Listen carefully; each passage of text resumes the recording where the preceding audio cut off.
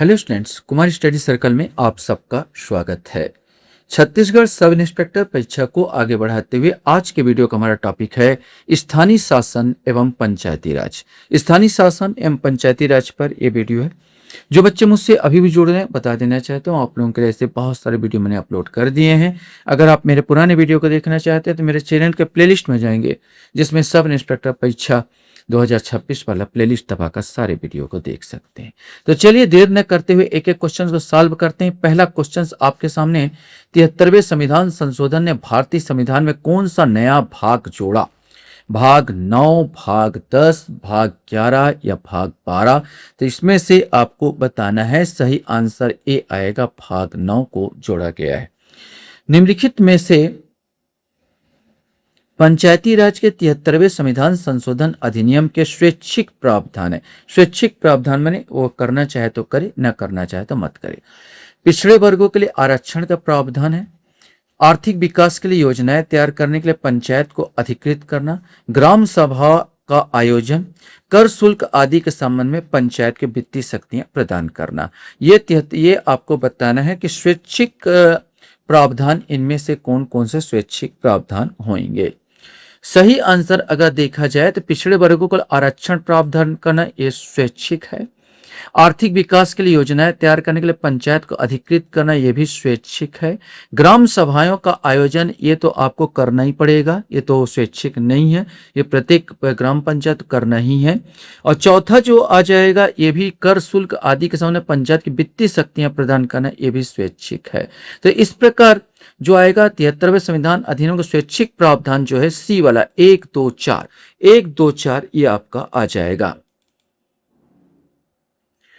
Question हमारे सामने आता, अभिकथन यहां पर लिखा है ग्राम सभा सरपंच को निष्कासित कर सकती है और कारण ग्राम सभा सरपंच को चुनती है। अब इसमें से आपको चुनना है कि कथन और कारण दोनों सही और कथन कारण सही स्पष्टीकरण करता है, या कथन कारण दोनों सही है किंतु कथन कारण का सही स्पष्टीकरण नहीं करता। कारण सही यहाँ पर और कथन यहाँ पर सही है, अभिकथन सही है और कारण यहाँ पर गलत है। अब इसमें से आपको चुनना है। सही आंसर इसमें देखा जाए तो ग्राम सभा सरपंच को निष्कासित कर सकती, तो कर सकती, जिसने चुना है उसको रिकॉल करने की व्यवस्था होती है। ग्राम सभा कर सकती है, निष्कासित कर सकती है। ग्राम सभा सरपंच को चुनती है तो बिल्कुल ग्राम सभा सरपंच चुनती है, लेकिन कैसे निष्कासित करेगी, क्यों निष्कासित करेगी, किस प्रकार से कोई वर्णन नहीं है। दोनों कथन सत्य है, माने बी वाला सही आंसर आएगा, लेकिन सही स्पष्टीकरण ग्राम सभा सरपंच को चुनती है, इसका निष्कासित कर सकते हैं ऐसा कोई सही स्पष्टीकरण नहीं दिया गया है। तो बी वाला तीसरे का जो आंसर बी आएगा। क्वेश्चन हमारे सामने आता, पंचायती राज संस्थाओं को अधिक प्रभावी और अधिक शक्तिशाली बनाने के लिए 73वां संविधान संशोधन विधेयक कब पारित किया गया था?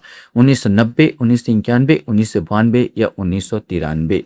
सही आंसर सी आएगा, 1992 में पारित किया गया था।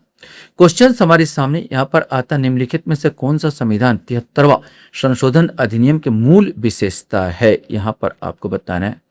गांव मध्यस्थ एवं जिला स्तर पर पंचायत के त्रिस्तरीय ढांचे का प्रावधान करता है। पंचायत के सभी स्तर में अनुसूचित जातियों, अनुसूचित जनजातियों, महिलाओं के लिए सीटों का आरक्षण है। राज्य चुनाव आयोग को देखरेख में पंचायत के चुनाव होगा। संविधान की 11वीं अनुसूची का परिचय। अब इसमें से सही कथन यहाँ पर चुनना था।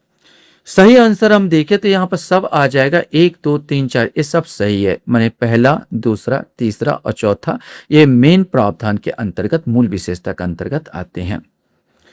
क्वेश्चन यहाँ पर आता है, निम्नलिखित में से कौन सा जोड़ी स्थानीय शासन संस्थाएं एवं उनके कार्यकारी अधिकारी सुमेलित नहीं है? नगर निगम आयुक्त, जिला पंचायत अपर कलेक्टर, नगर पालिका मुख्य नगर पालिका अधिकारी, ग्राम पंचायत में पंचायत सचिव। अब इसमें स्थानीय शासन और कार्यकारी अधिकारी जो गवर्नमेंट सर्वेंट होते हैं, यहाँ पर दर्शाना है इनके अंतर्गत कौन आते हैं।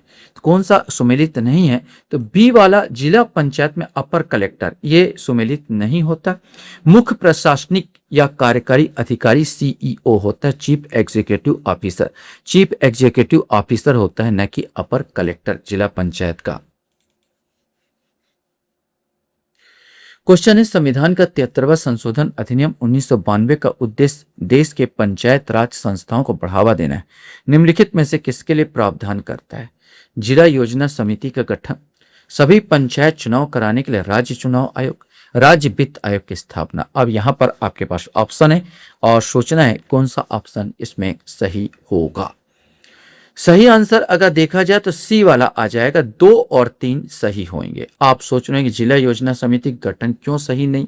तो जिला योजना समिति का गठन जो है स्थानीय निकाय के लिए है, मतलब जो शहरी स्थानीय निकाय उनके लिए है, और ये 74वें संविधान संशोधन के अंतर्गत इसको शामिल किया गया, न कि पंचायती राज के अंतर्गत, 73वें के अंतर्गत। तो ये इसलिए ये गलत आएगा।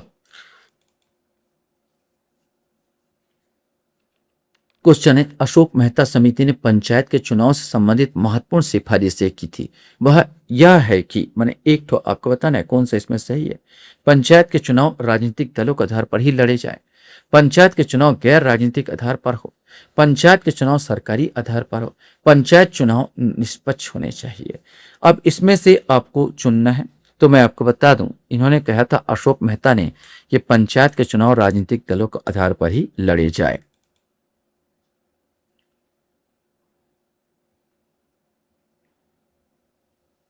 क्वेश्चन हमारे सामने यहां पर आता है, भारत में जनपद पंचायत के संबंध में निम्नलिखित में से कौन सा कथन सही नहीं है? जनपद पंचायत त्रिस्तरीय पंचायत राज व्यवस्था का मध्यवर्ती स्तर है या ब्लॉक स्तर पर विकास कार्यक्रमों के कार्यान्वयन के लिए जिम्मेदार है। जनपद पंचायत के सदस्य मतदाताओं द्वारा सीधे चुने जाते हैं। जिले के वार्षिक योजना तैयार करने में जनपद पंचायत की कोई भूमिका नहीं होती। यही वाला आ जाएगा, बाकी तो सब सही है। डी वाला आंसर आ जाएगा। इसमें पूछा था कथन कौन सा सही नहीं है, तो डी वाला नहीं है। जनपद पंचायत तीसरी पंचायत का राज्य व्यवस्था मध्यवर्ती है, तो बिल्कुल सही है, मध्यवर्ती है ये। या ब्लॉक स्तर पर विकास कार्यक्रम को कार्यान्वयन के लिए जिम्मेदार है, तो इसको ब्लॉक पंचायत भी कहते हैं, बिल्कुल सही है। जनपद पंचायत सदस्य मतदाताओं द्वारा सीधे चुने जाते हैं, बिल्कुल। इनके अध्यक्ष भाई फिर बाद में इन लोग चुनेंगे, जो मतदाता जो सदस्य हैं उन लोग चुनेंगे, लेकिन प्रत्यक्ष चुनाव होता है इन सदस्यों का, ये भी सही है। लेकिन ये बिल्कुल गलत है कि जिले के वार्षिक योजना तैयार करने में जनपद पंचायत कोई भूमिका नहीं होती। क्वेश्चन है, पंचायती व्यवस्था का मूल उद्देश्य क्या सुनिश्चित करना है? विकास में जन भागीदारी, राजनीतिक जवाबदेही, लोकतांत्रिक विकेंद्रीकरण और वित्तीय संग्रहण। अब इसमें से हमको बताना है कौन सा सही और कौन सा नहीं। विकास की जन भागीदारी बिल्कुल सही है। राजनीतिक जवाबदेही इनकी नहीं होती, जैसे लोकसभा में प्रधानमंत्री जवाबदाह होते हैं तो ऐसा इनमें नहीं होता, राजनीतिक जवाबदेही नहीं होती। लोकतांत्रिक विकेंद्रीकरण तो है ही है। वित्तीय संग्रहण इनका काम नहीं है। तो यहाँ पर 1 और 3 अर्थात बी वाला आंसर, 10वें का आंसर बी वाला आंसर आएगा। क्वेश्चन है, यदि कोई जनपद सदस्य उस जनपद को छोड़कर दूसरे जनपद में रहना शुरू कर दे तो क्या होगा? वह सदस्य नहीं रहेगा, वह सदस्य बना रहेगा, वह अपना कार्यकाल पूरा करेगा। जनपद पंचायत इस विषय पर निर्णय लेगी। सही आंसर ए आएगा, वह सदस्य नहीं रहेगा। क्वेश्चन हमारे सामने एक कॉमन सा क्वेश्चन है, पंचायती राज व्यवस्था के स्तर अनुसार सही समीकरण चुने। उच्च से निम्न स्तर, जिला पंचायत, ग्राम पंचायत, जनपद पंचायत, ग्राम सभा। अब उच्च से निम्न तो सबसे पहले तो जिला पंचायत आता है, जिला पंचायत के बाद मध्य स्तर में जनपद पंचायत आता है, फिर आपका ये ग्राम पंचायत आएगा, अभी चौथे नंबर पर ग्राम सभा हो जाएगा। तो ACBD पहला वाला आंसर आएगा। अब यहां पर कुछ सम्मिलित करने को दिया गया है। ये कॉलम 1 कॉलम 2 अनुच्छेद 40 बलवंत राय मेहता और अनुच्छेद 73वां संशोधन अधिनियम, 11वीं अनुसूची, अनुच्छेद 243 बलवंत राय मेहता समिति रिपोर्ट, पंचायतों के कार्यों के विशेष नीति निर्देशक सिद्धांत जिन पर पंचायत व्यवस्था संरचना आधारित और पंचायत एवं लोकतांत्रिक विकेंद्रीकरण का यहाँ पर दिया गया। तो इसमें से आपको चुनना था, 13 नंबर का क्वेश्चन है, इसमें यह आपका ऑप्शन है जिसमें से आपको बताना है। देखो अगर जमाने की कोशिश करें तो ये जो 40 का आ जाएगा बी वाला नीति अनुच्छेद 40 माने नीति निर्देशक सिद्धांत में जुड़ा हुआ। अब ऑप्शन में देखोगे तो ए का तीसरा केवल यहीं पर मिलता है, मतलब यहाँ पर आमसद बन जाएगा। संविधान का 73वां संशोधन अधिनियम पे वी का फर्स्ट आ जाएगा, माने ये आपका बलवंत राय मेहता समिति रिपोर्ट आ जाएगा। 11वीं अनुसूची सी का दूसरा आ जाएगा, मतलब पंचायतों कार्यों के विषय में। अनुच्छेद 243 यही आ जाएगा, 4 का 4 पंचायत एवं लोकतांत्रिक विकेंद्रीकरण का संवैधानिक दर्जा, माने बी वाला आंसर यहाँ पर सही आएगा। क्वेश्चंस यहाँ पर आपके सामने हैं। पंचायती राज संस्थाओं में महिलाओं के लिए आरक्षित स्थानों के संदर्भ में निम्नलिखित में से कौन सा कथन सही है? इसका प्रावधान संविधान के अनुच्छेद 243(3) में किया गया है। यह आरक्षण अनुच्छेद 334 में विनिर्दिष्ट अवधि की समाप्ति पर प्रभावी नहीं रहेगा। तो ये वाला बिल्कुल गलत हो जाता है, लेकिन पहला बिल्कुल सही है कि 243(3) में महिलाओं के लिए आरक्षण की व्यवस्था किया गया है। तो 14 का आंसर आपका ए वाला आएगा। क्वेश्चंस यहाँ पर आता, ग्राम सभा के कार्य हैं बताना है, गांव में योजनाओं का अनुमोदन करना, जिला परिषद के सदस्यों को चुनना, ग्राम पंचायत के कार्यों का समीक्षा करना, वित्तीय रिपोर्ट की समीक्षा करना। तो ग्राम सभा, देखो ग्राम सभा के कार्य में आपको समाहित खोजना था और बताना था। तो देखो ग्राम सभा के जो ये वाला जो कार्य है, जिला परिषद सदस्यों को चुनना, केवल ग्राम सभा थोड़ी बस करती, जिला परिषद के जो लोग होंगे, जिला परिषद में जो जिनका नामांकन होगा वो करेगा जिला परिषद सदस्यों का चुनाव, उसमें ग्राम सभा भी शामिल होगा, लेकिन केवल ग्राम सभा कार्य नहीं करेगी। तो तीसरा वाला बिल्कुल गलत होगा, बाकी सब सही होंगे। गांव के योजनाओं का अनुमोदन करना, ग्राम पंचायत के कार्यों का समीक्षा करना, वित्तीय रिपोर्ट की समीक्षा करना, माने 1 3 4 बी वाला, 15 का बी वाला आंसर यहां पर सही होगा। क्वेश्चंस यहां पर आता है, निम्नलिखित में से कौन सी समिति पंचायती राज से संबंधित नहीं है? पीएन राव समिति, एलएम सिंघवी समिति, अशोक मेहता समिति और बलवंत राय मेहता समिति। अब इसमें से आपको छांटना है कि कौन सा इसमें नहीं है। तो सही आंसर 16 का ए आ जाएगा, पीएन राव समिति। देखो पीएन राव नहीं है, GVK राव है। ये जो पीएन है ये गलत है, गलत नाम है। GVK उसका जो पूरा है ये GV और K, ये GVK राव समिति, न कि पीएन राव। तो इस हिसाब से ये वाला गलत हो जाएगा। 73वां संविधान संशोधन अधिनियम 1992 भारत की गजट राजपत्र प्रकाशन कब हुआ, ये आपको बताना है। 24 अप्रैल 1992, 22 अगस्त 1993, 24 अप्रैल 1993 या 15 सितंबर 1994, 17 में आपको बताने। सही आंसर इसमें 75वां संशोधन अधिनियम 1992 भारत में गजट में जो प्रकाशित हुआ था, 24 अप्रैल 1993 भारत के गजट में प्रकाशित हुआ। 24 अप्रैल को ही पंचायती राज दिवस भी मनाया जाता है। क्वेश्चन है, संविधान के किस अनुच्छेद में पंचायत की शक्तियां, अधिकार या दायित्व बताया गया? शक्तियां, अधिकार और दायित्व 243D, 243G, 243F, अनुच्छेद 243J, इसमें से आपको बताना है। सही आंसर बी आएगा, अनुच्छेद 243G में पंचायतों की शक्ति, अधिकार और दायित्व का उल्लेख किया गया है। क्वेश्चन है, 73वें संविधान संशोधन के अनुसार पिछड़े वर्गों के लिए आरक्षण का उपबंध करने का अधिकार किसे दिया गया है? केंद्र सरकार, संसद, राज्य सरकार, ये राज्य विधान मंडल को। सही आंसर डी आएगा, ये राज्य विधान मंडल के अंतर्गत आता है। क्वेश्चंस यहां पर हमारे सामने आता है, छत्तीसगढ़ अनुसूचित क्षेत्र में ग्राम सभा बैठकों की अध्यक्षता कौन करता है? यहां पर बात कर रहे हैं अनुसूचित क्षेत्र की बात किया जा रहा है। सरपंच, उप सरपंच, ग्राम सभा द्वारा तत्समय निर्वाचित व्यक्ति या ग्राम सचिव। अनुसूचित क्षेत्र है तो ना सरपंच करेगा ना उप सरपंच, ग्राम सभा द्वारा तत्प्रत निर्वाचित व्यक्ति द्वारा इसकी अध्यक्षता की जाती है। क्वेश्चन हमारे सामने यहां पर आता, पंचायत के कार्यकाल का आरंभ कब से माना जाता है? जिस दिन प्रत्याशी चुनाव जीता है, जिस दिन प्रत्याशी ने शपथ लिया है, पंचायत के प्रथम अधिवेशन के लिए नियत तारीख से, जिस दिन प्रत्याशी ने चुनाव के लिए नामांकन भरा है। सही आंसर इसका देखा जाए तो सी वाला आएगा, पंचायत के प्रथम अधिवेशन के नियत तारीख से इनका कार्यकाल को पुनः जीना जाता है। 5 वर्ष के कार्यकाल पूर्व पंचायत के विघटन पर फिर से गठित पंचायत की अवधि क्या होगी?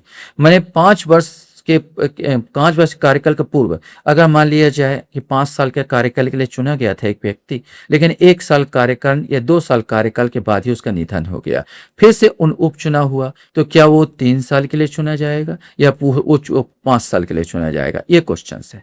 तो सही आंसर 5 वर्ष, 2.5 वर्ष, 6 महीना, ये केवल शेष अवधि तक। तो सही आंसर डी आएगा, केवल शेष अवधि। अगर वो 1 साल के बाद, अगर 1 साल बाद चुनाव होता है जी, उसमें तो 4 साल तक रहेगा। अगर 2 साल बाद चुनाव होता है, 2 साल में वो हो गया, रिक्त हो गया, और मान लीजिए 3 साल का बस कार्यकाल बचा है, तो 3 साल की अवधि तक वो क्या रहेगा? वो कार्यकाल में रहेगा। क्वेश्चन है, सरपंच अपना त्यागपत्र किसको सौंपता है? पंचायत समिति विकास अधिकारी, उप सरपंच, जिला परिषद सीईओ या प्रधान को? इसमें से कोई एक आएगा। सही आंसर, वो पंचायत समिति या विकास अधिकारी को अपना त्यागपत्र सौंपेगा। छत्तीसगढ़ में पंचायत में महिला आरक्षण कितना प्रतिशत? 33%, 45%, 50% या 20%? सही आंसर सी आएगा, 50% यहाँ पर छत्तीसगढ़ में महिलाओं के लिए आरक्षण व्यवस्था की गई है। क्वेश्चन यहाँ पर आता, पंचायत चुनाव हेतु प्रत्याशी की न्यूनतम आयु क्या है?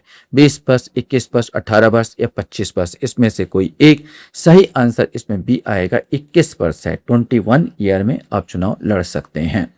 जनपद पंचायत और ग्राम पंचायत के क्रियाकलापों का समन्वय, मूल्यांकन और मार्गदर्शन कौन करता है?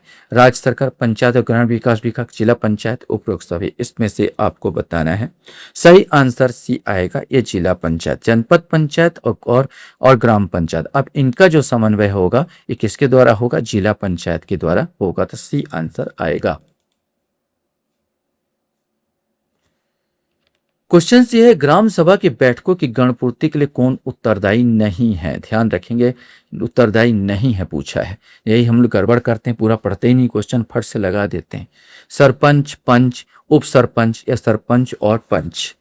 अगर आप नहीं पढ़े होते इसको पूरा तो फट से लगाते सरपंच और पंच। क्योंकि आप पढ़ लिए हैं, उत्तरदायी नहीं है, तो उप सरपंच इसमें उत्तरदायी नहीं होगा। इस चीज का बार बार बोला, ध्यान रखिएगा। पहले क्वेश्चंस को कम से कम बनाते समय 2 बार जरूर पढ़िए।